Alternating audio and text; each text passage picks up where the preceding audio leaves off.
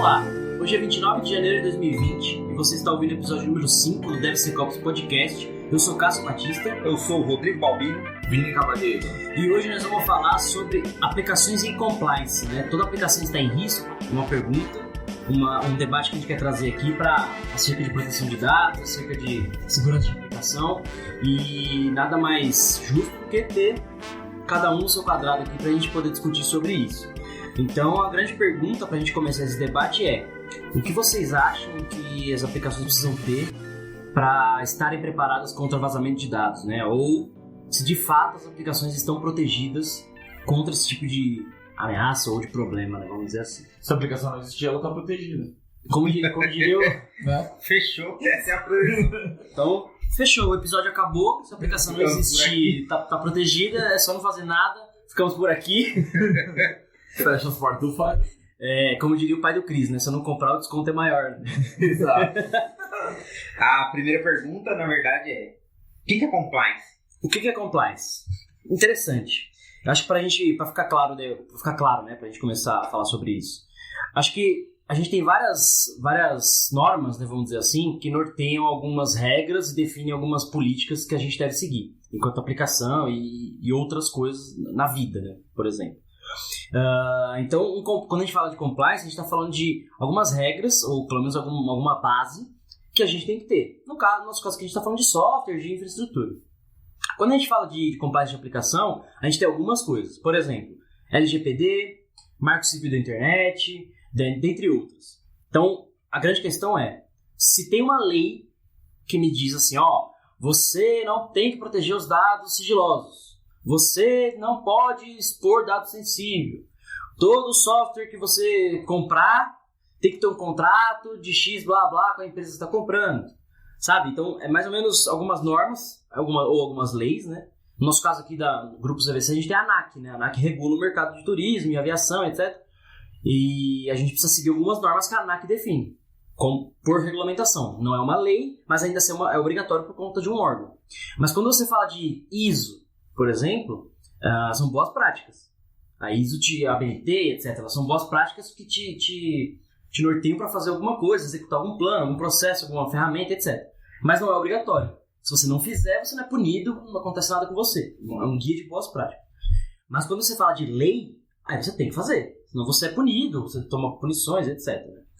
Então a grande questão é: as nossas aplicações estão preparadas contra vazamento de dados? Trazendo esse tema que está tão em alta, né? As nossas aplicações, eu consigo saber se eu posso ter dado vazado ou não? Eu consigo prever isso? Eu consigo, de uma forma, evitar que isso aconteça, né? Ou como fazer isso? E aí, é esse o debate que eu queria trazer. Então, só para a gente estar todo mundo na mesma página e respondendo a pergunta que o Rodrigo fez, compliance seria mais ou menos isso, né? A grosso modo cumprir-se algumas leis ou normas que a gente tenha acerca de... E qual que é o poder da punição? Qual é a punição para a empresa se ela não cumprir? É dinheiro? Ela é multada? Normalmente ela é multada. E, por exemplo, quando a gente falava lembra, né, trazendo um pouquinho mais no passado, né? Tinha a história do software pirata. Ainda tem, né? Mas software pirata era o que mais pegava, né? Que na verdade cai na lei de direitos autorais, que também tem a ver com música, livro, etc. Então, quando alguém denunciava, porque não tem fiscalização, né? A empresa não consegue fiscalizar escritório, sair lá entrando, mas o cara tá usando software pirata. Então, quando havia uma denúncia, a polícia ia lá fazer uma batida pra checar se aquela denúncia era verdadeira, etc.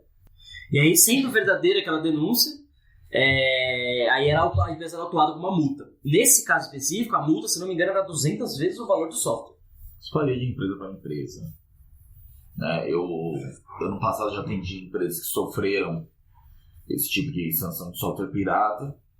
E assim, os grandes fabricantes, né, eles sabem que existe. Até a Microsoft, de certa forma, ela deu meio que, graças a Deus, pelo menos muito ter virado pirata, que aí popularizou demais o software dela. Mas em relação a empresas, eu participei de algumas empresas. Uma das empresas que eu passei no passado já era parceiro de resgate desse tipo de cliente. Então o cliente recebeu uma denúncia, né? Então existia uma área inteira só dentro da Microsoft voltada para quem estava com softwares ilegais ou com licenças em baixa, né? Muitos sistemas operacionais instalados e menos licenças compradas. Né? E aí tem um programa da própria Microsoft que se chamava GCC, ou GCS, que era Get Computer License, Get Computer Genuine License, né? Onde o cara era um tipo de licenciamento diferenciado. Não era o mesmo valor de o chamado caixinha, né, o FPP no licenciamento, né, que chama de FPP, mas popularmente conhecido como caixinha, que eles compravam na Casolution ou na Calunga, né, quando na época a Calunga vendia caixas de Windows e Office, né, então isso é chamado de FPP, e a licença por volume, então era uma licença intermediária. Só que era uma licença semelhante ao que a gente conhece hoje como OEM, que é aquela licença que você compra a máquina, já vem um sistema operacional instalado, né? Ele amarrava o sistema operacional com o hardware que estava. Então, se o cara trocasse alguma coisa do sistema operacional, ele ia ter que relicenciar o sistema operacional, mas é uma maneira mais barata que as empresas tinham nesse sentido. E isso foi evoluindo com o tempo. Hoje a gente tem auditorias sendo feitas aí, até controles muito mais fortes da própria Microsoft, né, em questão de checar a licença de forma online. Então, não precisa mais a questão da denúncia. Da fiscalização, hoje, né? A fiscalização. Hoje, os próprios fabricantes, com o avanço da internet, já se protegem contra isso, tendo os seus softwares de licenciamento baseados em internet. Eles estão trazendo isso daí agora até para software caseiro, né? O software do dia a dia, né? Doméstico. Eu lembro que a Adobe ela tinha pacotes que ela vendia tudo por um preço até que legal. Você tinha tudo lá, Photoshop, Lightroom, tudo. E agora é tudo alugado, você tem que pagar por mês agora. Hoje, aliás, isso aí está virando uma prática comum, né? O Office hoje você aluga, paga pouco lá, R$30 por mês. O Adobe você está alugando. Então, os caras viram que vender o software não era tão interessante. Porque aí a pessoa ficava, eu comprei o software, eu vou morrer com ele, né? Quem comprou o Office 97, deve estar usando até hoje mesmo o Office 97. É legal que os caras têm mais controle da versão que você está usando, né? Porque era muito passível de pirataria. O cara pegava uma versão lá do Office, craqueava ele e ele usava eternamente. E agora, dessa forma que eles estão usando, eles conseguem sempre estar atualizando. Então, o cara ele fica amarrado à atualização. E traz vários benefícios. A assinatura acaba sendo bem, mas estamos falando isso de softwares gigantes de mercado. E as aplicações que ele desenvolve dentro? Então, eu queria voltar nessa pergunta, né? Porque o Rodrigo falou, mas acontece uma multa? Então, por exemplo, se a gente for fazer uma analogia com carta de motorista. Eu tô com a minha carta vencida. Ninguém sabe, só eu. É um documento físico, né? Agora você tem a carta eletrônica e tal, não sei como funciona essa parte, mas você tem a carta ali na mão física. Então, alguém só vai saber que sua carta está vencida se você for parado numa blitz, né? Ou numa fiscalização, enfim. E aí o cara vai olhar ali e ver que está vencido e te aplicar uma multa. No caso das aplicações que nós desenvolvemos, né, que as empresas desenvolvem, e aí, veja, a fiscalização é nem externa. Você pode ter auditorias, tem outras formas de fazer isso. Mas, mesmo internamente, a gente tem que se perguntar, eu estou preocupado se a minha aplicação vai vazar dados? Eu estou em risco? E olha que não estamos falando de nenhum outro tipo de ataque, né, ou outro tipo de problema, estamos falando de vazamento de dados. A minha aplicação, ela está garantindo que o dado sensível, o dado privado das pessoas, meus clientes, funcionários, etc., está protegido? Né? Eu não sei, obviamente, eu não conheço a LGPD ainda, não li tudo, alguns pontos, mas um dos primeiros princípios lá, eles falam que o dado ele tem que estar anonimizado. Então você tem lá imagina uma linha de registro numa planilha, num banco de dados, e nessa linha de registro você não pode identificar a pessoa, né? Se é que há dados sensíveis ali, dados pessoais. Então você tem que, de uma certa forma, normalizar isso para que esses dados estejam separados e você consiga ligar eles depois, de alguma forma, mas que quem consiga acesso àquilo não saiba que aquela informação é do Rodrigo, do Cássio, do Vitor. Então você tem que trafegar a informação assim ou armazenar a informação assim. Tem mais detalhes na lei, lógico. Quem quiser saber mais detalhes, vai lá ler a lei, que a gente não lê a lei. Mas, assim, pelo que eu tenho ouvido e conversado com as pessoas, é mais ou menos isso. Você é um cara de segurança, não leu a lei? Não, porque eu trabalho com outro tipo de segurança. Física. Você é cara crachado. Então, assim, o ponto é, como isso vai ser fiscalizado? Porque, assim, veja, o dia que der um problema, o dia que vazar a informação de alguma pessoa, né, ela se sentir lesada, vamos dizer assim, aí ela vai fazer uma denúncia, abrir uma investigação, etc, para fazer-se valer a lei. Mas não acredito que vá ter ativamente nas empresas uma política, uma fiscalização de ficar olhando se está protegido, se está, se não está. Pelo contrário, nós temos que conhecer todo esse processo, todo esse fluxo, né? Não à toa a gente tem a área de governança agora, que supostamente estaria fazendo isso, de entender todo esse fluxo, mapear as aplicações, ver onde estão os pontos, porque a gente também tem os legados, né? Então, mapear onde estão os pontos falhos, de tipo, aqui está trafegando informação que não era para trafegar ou tem que criptografar, sei lá, por exemplo. Então, é mapear todos esses pontos de legado para poder corrigir para quando a lei entrar em vigor. Ou não, né? E os novos desenvolvimentos entrar num fluxo que isso seja validado. Então, sei lá, code review, um teste, alguma coisa durante esse processo, durante a deploy de aplicação, etc., que eu consiga validar isso, de alguma forma. Mas ainda assim, não deixar, a grande discussão, acho que do meu ponto de vista, é não deixar isso só no processo e trazer essa cultura, esse pensamento para quem desenvolve, para o negócio, para todo mundo. Sim. Porque aí o desenvolvedor, na hora que ele fizer o código, ele vai falar, putz, mas assim não vai rolar. Porque assim eu sei que eu posso estar infringindo uma lei. Putz, o cara de infra foi fazer o deploy, na verdade eu vi aqui que no log tá cuspindo informação sensível. Não era pra estar cuspindo informação sensível. Então não deixar isso só na mão de segurança, só na mão de governança, só na mão de... E na verdade disseminar isso pra todo mundo ter esse tipo de preocupação. Você estava comentando sobre a questão da aplicação, né? E aí colocou exatamente a infra, mas eu estava pensando, e a comunicação, até o Rodrigo pode me ajudar nesse ponto, que o nosso desenvolvedor, hoje a gente não constrói mais aquele servidor, né, onde todos os aplicativos, a gente até falou disso nos episódios passados, que roda tudo dentro dele. Hoje a gente está microserviço, APIs, de tudo quanto é lado. E aí como é que a gente consegue garantir que, além do dado estar de forma desencontrada, né, e ter algum fluxo que amarre isso de alguma forma, alguma inteligência, como é que eu garanto que essa comunicação de um lado para o outro está minimamente protegida? Quando a gente está falando de comunicação, você está falando de rede. Estamos falando de protocolo, HTTP. Então, mas aí você tem que, dependendo do que chamado de API, a gente faz HTTP, certo? Sim. Ou tem uma outra forma, Rodrigo? Tem outras formas, mas a padrão é HTTP. É que eu digo assim, vamos supor, o que é um microserviço? Você está num ambiente e chamando outro de redes separadas, você tem que garantir que isso é uma rede interna, por exemplo, ou que tem um fire, ou que tem alguma forma que você não está expondo aquilo. Está só no teu ambiente. Isso já é alguma coisa. Se você está expondo alguma coisa, essa coisa que você está expondo tem que ter autenticação. Autenticação e autorização, eu diria. Para você saber quem está consumindo a sua informação. Porque vou expor na internet porque eu quero expor na internet. Não, vou expor para um parceiro, para o X parceiro. Então cada parceiro tem sua chavezinha, cada parceiro tem sua cota de consumo, meio que nesse sentido de controle. Beleza, e aqueles casos que a gente pega a API que o cara colocou pública só para ficar mais fácil de acessar? Aí é a hora de cortar o dedinho do indivíduo. Aí a multa é... Como a gente já pegou isso e não foi uma vez aí só... Acho que a multa seria pegar esse cidadão e jogar ele aqui do 13º andar. E foi como o Cássio falou, né? Você tem que começar com isso daí como uma cultura. Porque às vezes o cara... E ele realmente, talvez ele não esteja nem preocupado em como está a segurança, se está exposto ou não.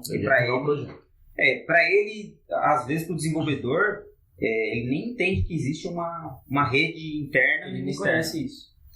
E daí, se não for falado, se não for conversado, se quando houver casos não for exposto, né, mostrar para o cara, falar, isso daqui que aconteceu, está muito errado, volta lá, refaz, coloca uma proteção. Trazendo uma proteção nisso, um certificado simples?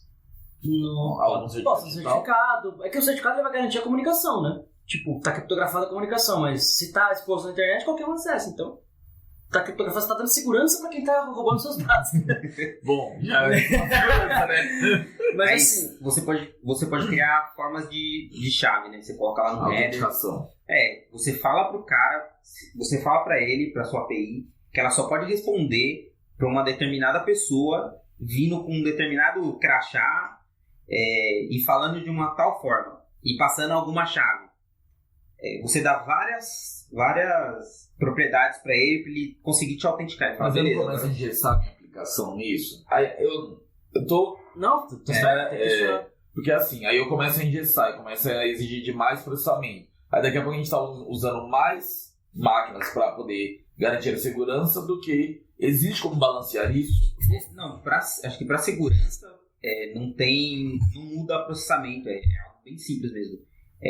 Você já usa o header para fazer outros tipos de comunicação, né? Você já comunica com a aplicação usando algumas informações. Você só vai acrescentar 1 ou 2 informações. É muito leve, né? Bacana isso. Do meu ponto de vista, quando você coloca segurança em qualquer cenário, seja físico, seja software, X, vai ter um impacto, vamos dizer assim. Então, fazendo uma analogia bem simples. Imagina um prédio aqui nosso sem catraca. Beleza? O prédio não tem catraca. Então, todo mundo entra livre acesso. Qual o problema disso? Todo mundo entra com livre acesso. Não queremos que todo mundo entre. Não quero que alguém entre aqui e me esfaqueie, sem pelo menos saber quem é esse alguém que me esfaqueou. Então, quando você coloca a catraca e obriga todo mundo a usar um crachá, uma biometria, alguma coisa, você trouxe mais segurança. O cara pula a catraca, tá, beleza. Você trouxe mais segurança, você inibe a pessoa de pular a catraca, né, de entrar, ela teria livre acesso. Você está inibindo ali uma entrada, colocou a catraca. Só que qual é o impacto disso? O fluxo de acesso, o fluxo de pessoas pode aumentar, vai travar um pouco de pessoas ali na catraca, uma hora o crachá enrosca, o cara esqueceu o crachá, aí a biometria não funciona, não sei o quê. Mas assim, tá tudo funcionando, você acabou, de um certo modo, barrando ali o fluxo. Então, as pessoas entravam 10, 20 pessoas ao mesmo tempo livremente, agora entra 5. Então, você vai ter um impacto quando você põe segurança. Por mínimo que seja. Então, pus um certificado HTTPS. É quase transparente. Mas você está trafegando mais dados. Está criptografando, tem mais pacote, tem mais bytes trafegando. É mínimo. Mas quando você fala de bilhões de requisições, bilhões de chamadas, né, dependendo do nível da aplicação, aí isso começa a pesar e tem que ser muito mais bem pensado. Como o Rodrigo falou, é só um header. Problema nenhum. Quando isso o volume é muito grande disso, esse só um header pode começar a trazer impacto de performance. Não necessariamente vai trazer, mas pode começar a trazer. Então, assim, quando você põe segurança em qualquer contexto, eu nunca vi um lugar que você põe a segurança e não tem impacto. Mínimo que seja, ou maior que seja. Porque aí é a grande questão, né? Eu abro mão da segurança ou abro mão do meu performance, o UX, sei lá o que eu tô falando. É igual a nossa casa. A minha casa tem um portão na frente e a porta de dentro. Eu podia colocar cerca elétrica, podia colocar um segurança na porta, podia pôr 2 muros, podia pôr um monte de coisa, mas aí fica inviável para eu entrar. Fica inviável para eu dar manutenção nisso. Então você deixa no meio termo. Putz, tem um portão, tem outro, legal. Valia a pena colocar uma porta eletrônica com biometria? Valia, mas é caro, não quero. Ainda acho que estou seguro, mas se alguém der 2 bicas na porta, a porta arrebenta. Então é meio que esse balanço. Com software é a mesma coisa. Conforme você vai colocando coisinhas, e veja, seja segurança, seja algum outro cenário. Conforme você vai pondo coisinhas, por mais... mas está engessando. Mas vai perder performance, vou perder a experiência do usuário. Vai. Mas você perde de um lado, ganha do outro. Quando a gente fala de lei ou compliance, você não tem muita opção. Você tem que fazer. Se surgiu uma lei agora de que tudo tem que ter criptografia, todo mundo vai dobrar os seus processadores, pelo menos vai aumentar muito o processador, aumentar tudo, não sei o que, tráfego, protocolo, banda, só porque tem que ter criptografia em tudo. Então, assim, é um pouquinho de ter essa mentalidade. Quando eu coloco segurança ou, sei lá, alguma outra coisa, eu estou abrindo mão de alguma outra coisa.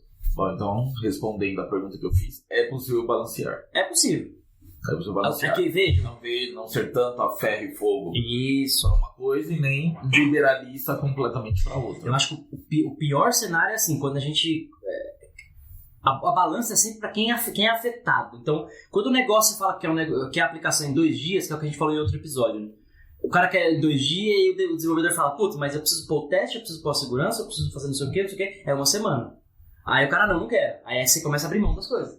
E nesse caso aí, o pulo do gato do desenvolvedor ele não pode falar dessas coisas.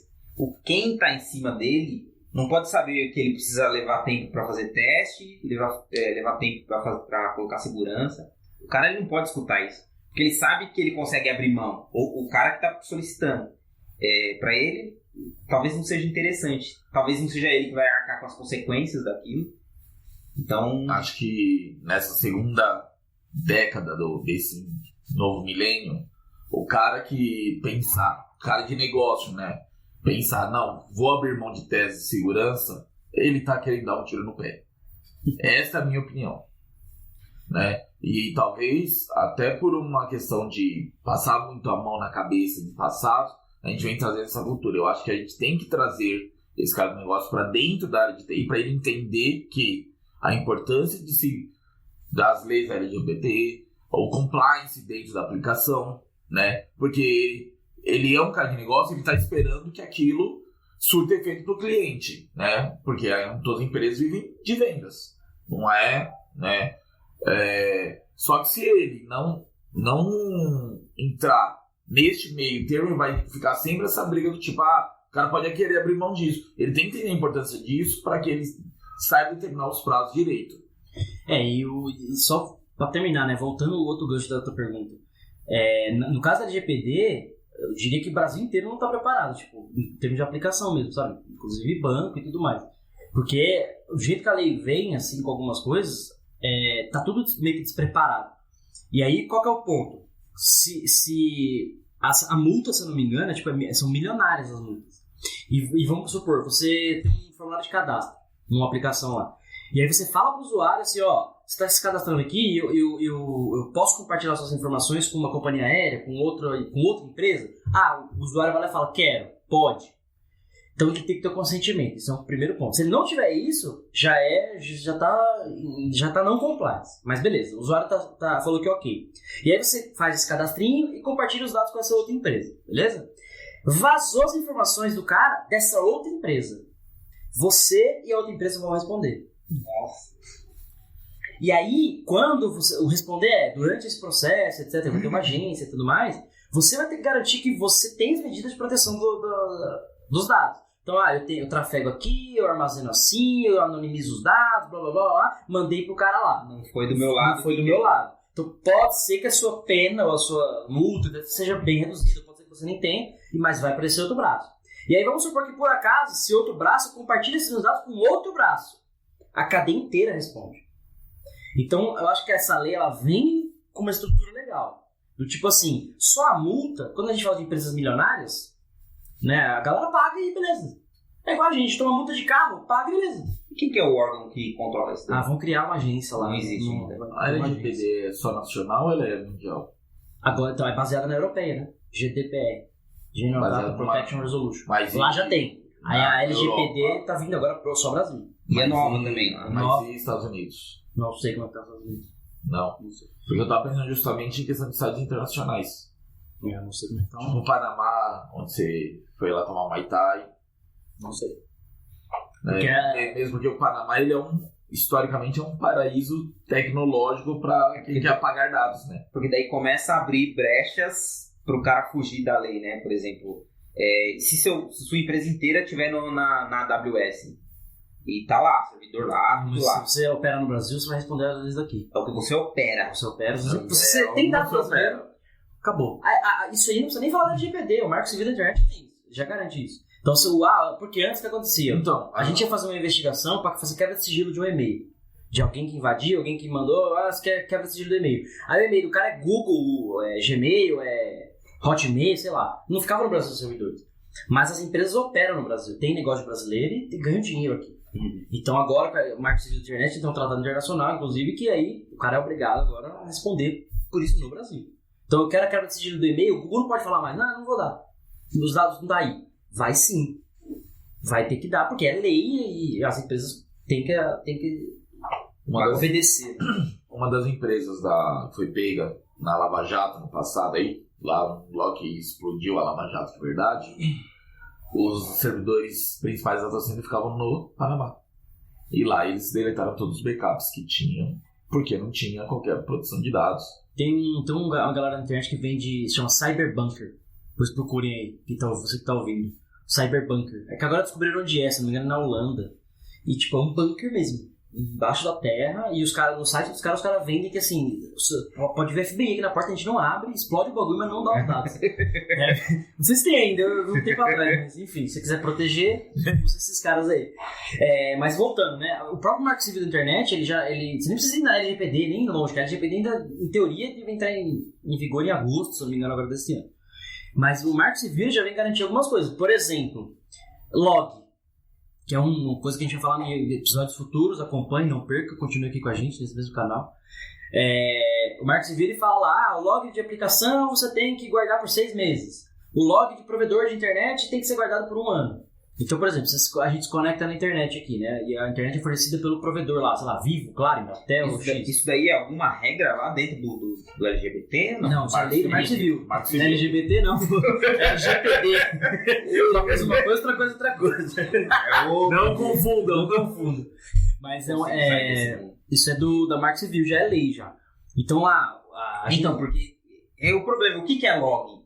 Tipo, então o Marco Civil ele te fala o que você tem que logar na sua aplicação? Não necessariamente o que tem que logar, mas você tem que guardar essa informação por X tempo. E se eu quiser logar só o tempo? Beleza. Quando precisar da informação, você não vai ter. Mas é tipo assim, o que ele fala? A gente se conecta na internet através de um provedor. Então, cada conexão que a gente faz, a gente recebe o IP desse provedor. Então, eu me conectei pela Vivo, por exemplo. Ganhei o IP da Vivo para usar por X tempo. Ela tem que ter um registro de log dessa minha conexão. Então, no dia tal, hora tal, o IP foi atribuído a essa conta aqui do Cássio Batista, nesse endereço, blá blá blá. Ela tem que guardar essa informação por 1 ano. Isso é lei agora. Então, por 1 ano, ela tem que guardar essa informação. Porque se eu cometer algum crime na internet, alguma coisa que eu seja investigado, quando pedirem uma quebra de sigilo desse IP que eu usei para fazer esse ataque, cometer esse crime, a Vivo tem que fornecer essa informação, por lei. Só que ela tem que guardar só por 1 ano. Aí eu vos pergunto, que processo no Brasil roda em menos de 1 ano? Nenhum. Que denúncia ocorre em menos de 1 ano? Então isso acaba sendo muito complicado e vira vários debates aí. Mas assim, em grosso modo, antes as empresas guardavam log, esse tipo de empresa, porque queriam. E meio que guardava por 5 anos. Então quando você tinha um processo, você conseguia buscar a informação e estava lá. Por sorte. Agora passou de 1 ano, ela já pode apagar, por lei. Então se você tem um processo novo, você tem que correr muito mais. Então, enfim, mas acho que não é essa discussão, né? Só estou trazendo um exemplo para vocês verem que, por exemplo, o desenvolvedor tinha que saber que a aplicação dele tinha que guardar log por 6 meses. Ou o infra saberia disso. Ou o segurança tem que ficar falando isso. Ou como que a gente cria processo para ficar olhando para esse tipo de coisa. E é o que você falou. Que informação tem que gravar? Tá gravando a informação correta? Quem pegou a lei para ler lá, o parágrafo tal, artigo tal, é esse dado. Ou pior, né? Como automatizar isso para poder a gente ficar vendo constantemente, sem precisar ficar um peão lá olhando, né? Tá aqui a informação, gosto do log, não tá. Isso daí a gente tem, nessa parte aí, a gente tem várias ferramentas que dá que ajuda com isso, né? Que nem o próprio Sonar lá, você passa o seu código. Você conhece o Sonar, Vini? Cara, eu vou falar desse cara, você vai ficar maluco e vai querer que todo mundo use isso daí. Porque assim, o que você faz? Todo mundo usa? Deveria. O que ele faz? Ele é um carinha que você desenvolveu lá a sua aplicação, você submete a ele, você dá o seu fonte para ele falar, roda aí. Pede pra fazer scan. Ele vai escanear tudo, ele vai passar tudo. Aí ele vai falar sobre boas práticas, ele vai falar se você está usando coisas que não deveria ter usado. E principalmente, que é o caso que a gente está debatendo aqui, é segurança, se o seu código está seguro. E daí ele já conhece algumas métricas, alguns padrões já de mercado e tudo mais. E ele vê, por exemplo, console log. Console log é uma falha de segurança. Pra não ficar cuspindo informação. E ele vai falar para você, isso daqui não pode estar aqui porque está errado. Se você tem uma entrada de dados com string aberta sem tratamento, ele recebe qualquer coisa. Então o cara pode fazer um injection na sua aplicação. E ele fala, cara, você consegue padronizar e pedir para ele te falar tudo que tem de ponta, todo tipo de... No fim ele dá uma nota para sua aplicação, é A, B, C, D, com base em cada parâmetro. E aí você pode falar assim no seu build lá, por exemplo, você está abaixo de B, quebra o meu build e me avisa porque eu não vou subir. E daí não deixa, o cara ele fica impedido de subir. O comum é você ver nas pipelines isso desligar. Então, e o problema você tem ferramentas, é o que a gente sempre fala, a gente tem ferramenta, tem processo, tem um monte de coisa, mas o que garante que a gente vai usar, o que garante que o desenvolvedor não vai desligar o dele, sabe? É muito cultural isso. E esse é o meu grande, como é que eu posso dizer, meu karma, tipo, por que não fazer o certo? E é o que o Vini falou um pouco, agora voltando o gancho aqui atrás, ele falou assim, isso não, quando você estava falando de autenticação, isso não ingessa minha aplicação? Ingessa, mas é de novo o que eu falei, aquele balanceador, né? O que você quer abrir mão, o que você tem que pôr. Você precisa ter um pouco mais de trabalho. Então você vai pôr uma ferramenta que vai estar olhando o teu código, que você falou do Sonar agora e tem outras. Né? Inclusive isso chama SAST, Análise Estática de Código. Se eu vou pôr uma ferramenta que vai olhar meu código, que ela é automática, que eu só preciso olhar o relatório, né? Ou automatizar se ela quebra ou não. Por que não fazer? Por que não colocar? E aí, às vezes, eu vejo algumas pessoas falam assim, não precisa, não faz, vai atrasar, vai demorar mais, vai engessar, vai não sei o quê. E é um bagulho, muito cultural, porque você não precisa provar pra pessoa que tem que fazer aquilo. É um negócio tão simples. Sua obrigação, cara, como desenvolvedor é pensar nessas coisas. Como profissional, né? Sim. Tipo, acho que todo mundo, né? Não deve pensar nisso, né? Tipo, imagina a sua vergonha. Mas aí nós temos, né, uma equipe hoje. Antigamente chamava front-end, back-end, hoje já diversificou um pouco isso aí, né? Mas vamos ainda simplificar o front-end com o back-end. Aí o cara do front desenvolve lá uma autenticação toda para poder comunicar com o back. Só que o back não colocou as mesmas informações de autenticação. E aí quando vai subir isso, quebra toda a aplicação. Como que a gente consegue manter isso? Porque o cara do back estava atrasado com o projeto, falou, eu vou ignorar essa parte de autenticação, depois eu aviso o cara lá do front. Então, mas isso é teste. Teste integrado, você vai. Isso daí é aonde você vai empurrar a cultura. Qual é a cultura que vence? É a cultura do cara que faz tudo à pressa ou é a cultura do cara que tá fazendo certo e garantindo a segurança? Ou é um negócio que quer entrega logo? Então. Aí sim, aí que define a cultura da empresa. Qual é a área que tá ganhando? Os caras têm mais voz, por exemplo? Quem grita mais, né? Quem gritou mais, quem deu carteirada. Então você precisa desenvolver, você precisa pensar em segurança e você precisa ter as costas quentes, né? Seu gestor tem que estar lá te ajudando, ele tem que te dar o tempo que você precisa. Negociar ali, sei lá, trabalhar um pouco mais, um pouco menos, trazer gente para a equipe, não sei qual que é a abordagem. Eu acho que assim, vamos pensar um pouquinho lá no futuro. Como eu falei, a LGPD vai trazer multas milionárias, beleza? Então, vazou dados aqui de cliente, fornecedor, blá, blá, sei lá, X milhões, beleza? A empresa pode até ter esse dinheiro e vai pagar e tá tudo bem. Mas, é igual é o que eu falei, a gente paga uma multa de carta, não impede que a gente vai tomar outra. E outra, e ficar com a carta suspensa e depois espera um tempo e vai ter a carta de novo. Então, você sabe que no fim tá tudo bem. Quando a gente fala desse tipo de multa, de problema, a empresa ela tá preocupada, as empresas estão preocupadas de forma proativa a não passar por isso. E não só de proteção de dados, segurança como um todo. Porque por experiência, a gente é reativo. As empresas, a gente espera dar merda, espera acontecer e fala, putz, precisava ter colocado seguro no carro. E nesse caso, aí, as empresas, se tomar multas milionárias, pode ser que vai à falência. Exato. Dependendo da empresa, fecha. Não vai nem conseguir pagar. Mas quando a empresa é grande, ela paga e tá tudo bem. E nossas informações, nossos dados estão em empresas muito grandes também. E o ponto é esse. Tipo assim, qual é o momento da chave? E aí a gente fala como empresa, como um todo, como cultura da empresa mesmo. Qual é a chavinha que fala assim, putz, vamos parar aqui, vamos rever tudo isso. Ou paralelamente, porque não vai parar no sentido de como negócio, mas vamos dedicar uma equipe, um tempo, sei lá, para começar a olhar para esse tipo de coisa de compliance, etc., para que a gente não tenha esse problema no futuro. Porque também o problema não é só a questão da multa e vazou os dados, ela pagar. O problema é, vazou os dados, está afetando quem? Os fornecedores, os clientes, os funcionários. Vazou dados de cartão de crédito. Porra, puta impacto. Vazou dados sigilosos, sei lá, de político, de gente, sei lá. Mas o ponto não é só pagar a multa, tá tudo bem, porque vazou os dados. O ponto é quem está sendo afetado por isso. Vazou os dados das pessoas. É a brincadeira não, né? Mas é a história do matei alguém. Beleza, eu matei alguém. Se eu for pego, que é o que a lei diz, né? Se você mata, não é se você mata, você não pode matar. Na lei tá lá, se você for pego matando, se você cometer um homicídio, você vai responder por X tempo de crime e tal. Então, se eu for pego, que eu matei alguém, aí eu respondo por homicídio. Vou ficar preso, etc. Cara, cada episódio você ensina alguma coisinha do mal. Mensagens subliminares. Então, matei alguém, se eu for pego, aí eu respondo, fico lá, sei lá, 10 anos preso, 30 anos preso. Mas o que eu tô querendo dizer é, uma hora acaba. 10 anos preso, passou. E o morto? O morto não vai voltar.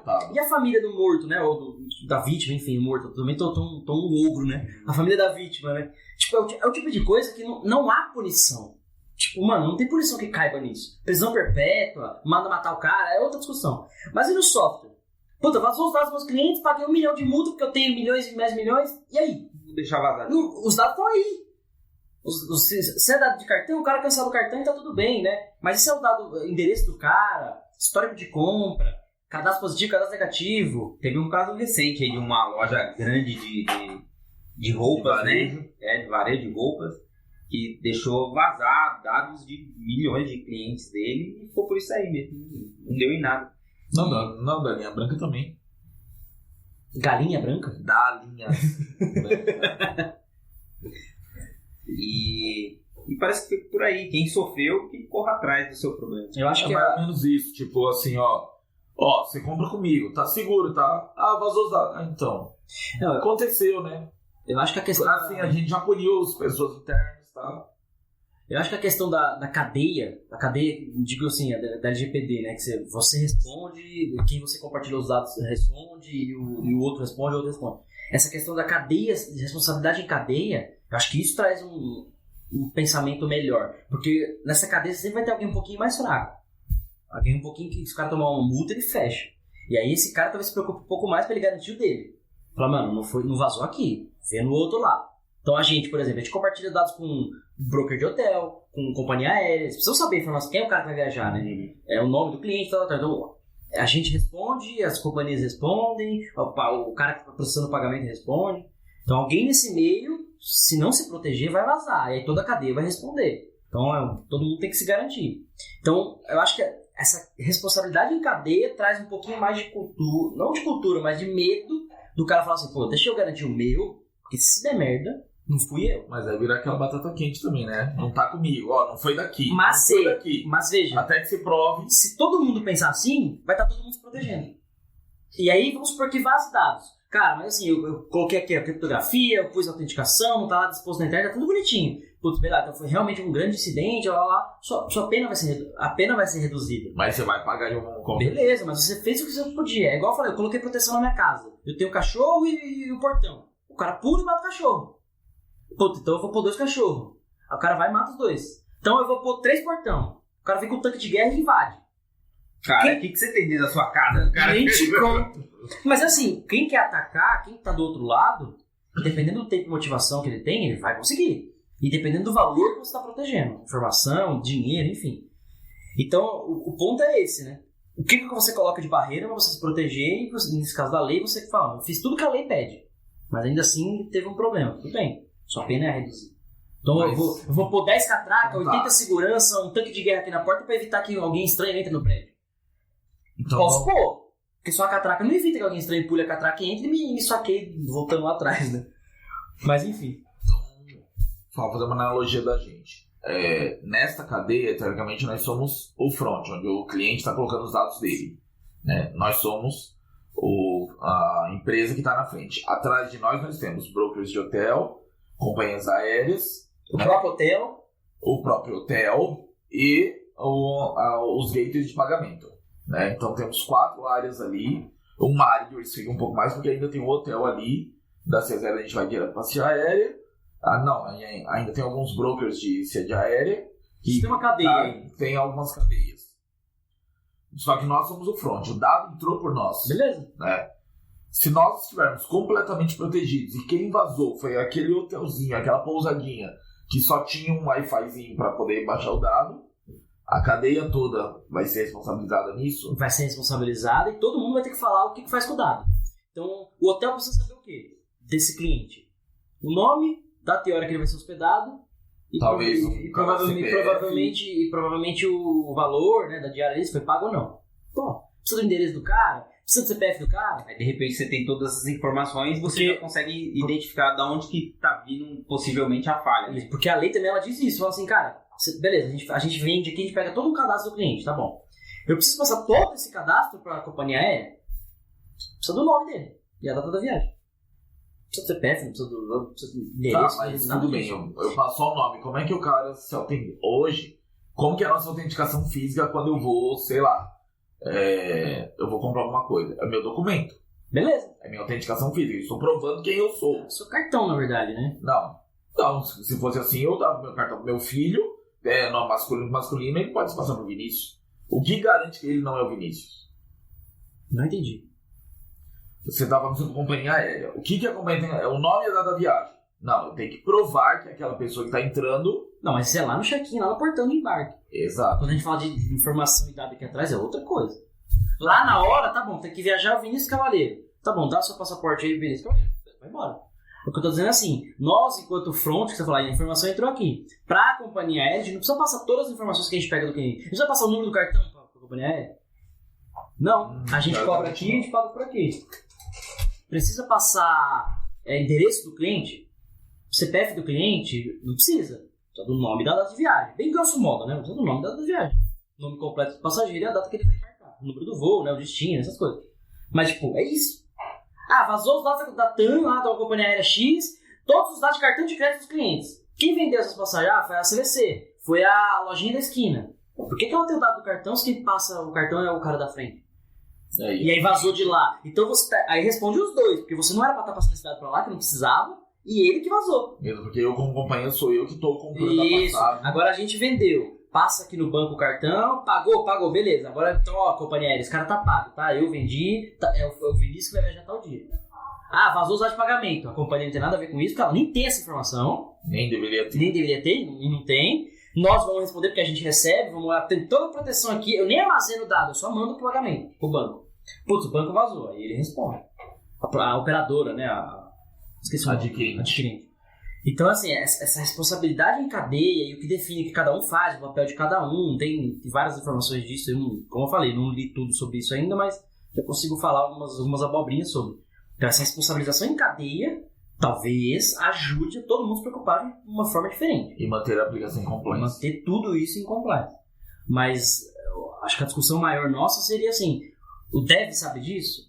O infra sabe disso? O segurança sabe disso? Tipo, quem desenvolve sabe que não pode pôr um dado sem criptografia ou não pode pegar um dado, os dados sensíveis e dispor na URL. O negócio sabe disso, porque pro negócio é mais fácil pôr na tela aqui, eu troco só o parâmetro aqui na URL e já vejo os dados do outro. E o hacker também. Então todo mundo vê. Ah, mas põe exposto aí, porque fica mais fácil. Você toda hora fica autenticando.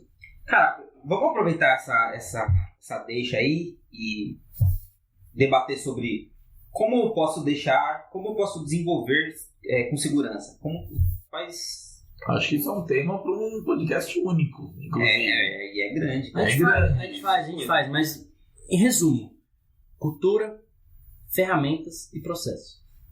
Você tem que mudar a cabeça. Mudar não, a gente não muda a cabeça das pessoas, mas colocar na cabeça das pessoas como deve ser feito corretamente. Ter ferramentas para ajudar nisso, porque fazendo a unha é quase que impossível, ou impossível, eu diria. E ter processo para que isso seja seguido. Então, toda aplicação tem que passar por essa esteirinha aqui, ó. Passa pelo scan, passa pelo teste, o cara da infra faz o deploy, aí não sei quem testa, o robozinho aperta aqui, aí gera um relatório para todo mundo. E se tiver algum problema nesse meio, a ferramenta mesmo me garante que ela vai quebrar e não vai subir. Então você tem que ter esse conjunto dessas três coisas para que tudo seja, né, mais protegido ou mais seguro. Não que vá ser protegido ou vá ser seguro. Nossa, falei bonito agora. Nem parece, cara. Porque é igual... Eu assisti um episódio... Eu gosto de fazer analogias, né? Eu já falei isso. Eu assisti um episódio de uma série lá na Netflix. Até fugiu o nome da série, eu acho que chama Rotten, se não me engano. E ela fala de alimentos e tudo mais. Um bagulho bem, bem legal. E um dos episódios é tipo assim... Fala de alimentos que dão alergia. Então, amendoim, camarão, fruto do mar, essas coisas.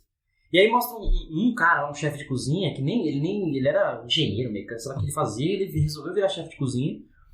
Porque o filho dele, existem lá 8 categorias de alimentos que as pessoas têm alergia. O filho dele tem alergia a 7 dessas categorias. Então o moleque ele só respira, ele bebe água, pedra. Tipo, ele não pode comer nada, é magrinho. E aí ele criou um restaurante. E aí ele viu alguns casos de pessoas que foram em restaurantes e morreram. Porque comeu coisa que tinha alergia. Não sabia que tinha alergia, descobriu e morreu. Ou que o restaurante não se preocupava. Putz, eu sou alérgico a glúten, eu sou alérgico a camarão, eu sou alérgico a um molho, não sei o que, um ingrediente X que vai no molho, não sei da onde, não sei do que, comeu, morreu. Então, baseado nessas informações, bem resumido, ele criou um restaurante, ele virou chefe, criou um restaurante Puta, fugiu o nome, mas assim, o restaurante dele inteiro, todo mundo, da garçonete, do garçom que atende o pedido até a hora do pedido voltar pra mesa, cada papel tem uma cor. Então, tipo, o cara anota, você é alérgico a frutos do mar. Então ele já anota lá no seu pedido e o seu pedido já vai no papel vermelho com algumas informações escritas. E aí isso chega na cozinha, o cara já vê a cor do papel, o cara já sabe que ele não tem que pôr ali metade dos ingredientes. Tipo, já vai pro outro lado da cozinha onde não tem aqueles ingredientes, sabe? Ah, o outro é alérgico a leite, sei lá, lactose. Então já doce, o cara por acaso pediu doce. Não, isso aqui tem lactose. Então todo o processo da cozinha dele, desde pedir, né, do restaurante na verdade, desde pedir até produzir e entregar para o cliente de novo, é todo mundo preocupado se não tem alguma coisa que pode matar aquela pessoa.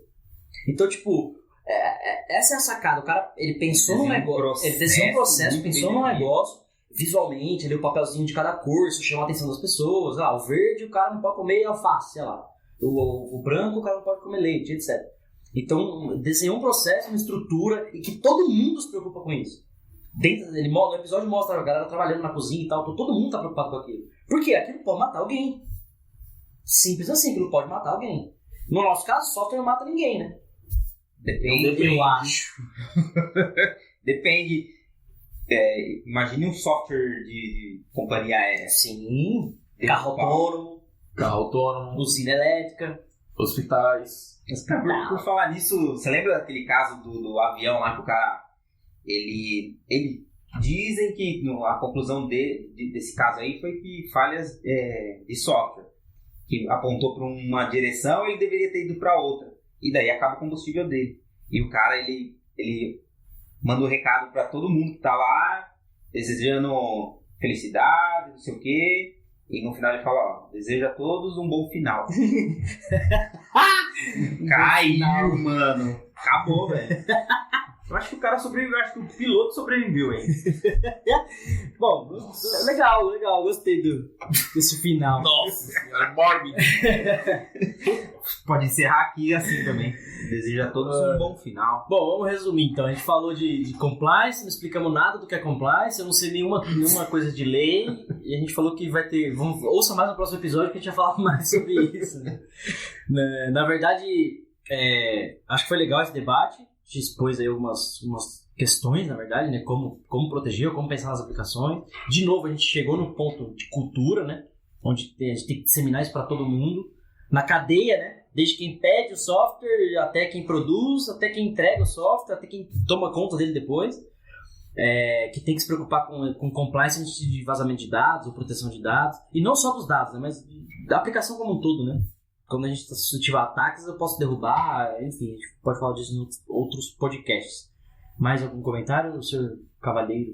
Acredito que não. A gente tem que se preocupar em todas as vias de segurança, desde a segurança física das aplicações, né? Onde está o servidor, como que ele está protegido, se ele está em um data center, se ele está dentro de uma salinha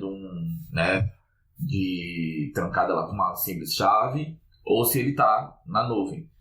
Mas, como infraestrutura, você tem que estar preocupado como que está trafegando seus dados e onde eles estão, né, para que o dado não seja exposto através de hardware. Porque um dos ataques mais antigos que a gente tem é o man in the middle, né? O homem no meio, dentro da infraestrutura ali, no cabeamento, o cara vai lá, corta um cabo, faz uma emenda e tem acesso a sua rede fisicamente. E segurança física é pouco debatido, inclusive. Pouco debatido segurança física. Fala tanto de criptografia, disso, daquilo, mas... E a segurança física? Onde é que ela ficou, né? Tá tudo criptografado e a sala do negócio aberta, todo mundo entra. Pode fazer só chega lá, pega um backup e vai embora. A gente pode fazer um episódio pra falar só disso. E você, Rodrigo, quer concluir? Sim, quero... Cara, não vai achando que a sua aplicação não tem nada interessante, não será suscetível a ataque, porque eu acho que está na moda agora vendas de dados, né? E eu acho que é uma coisa muito valiosa. Vídeo e Facebook. Polêmica! Facebook. Na verdade, às vezes a gente acha que a nossa aplicação não é valiosa, mas a empresa ganha dinheiro com ela, né? Muito. Sim. Então se ela vale alguma coisa. E os dados de cliente, cara, tá sendo comercializado aí no mercado negro. Tem alto valor, né? Tem alto valor, sim. O conceito de hacker mudou. Antigamente ele queria destruir a sua máquina, né? Ele mandava um vírus para você ser obrigado a provar que era bom ali, né? Só para provar que invadir. Hoje os caras estão sequestrando dados. Hoje ele quer que sua máquina esteja de fato ligada, de fato ligada e funcional. Então, e você tá vendo muito caso agora acontecer de política no meio. Tem política, muita gente com poder que viu que isso daí é uma ferramenta muito poderosa. Então tem cabeças grandes aí por trás de hacker. A gente pode fazer um episódio só disso, né? A gente pode tentar. Casos e coisas.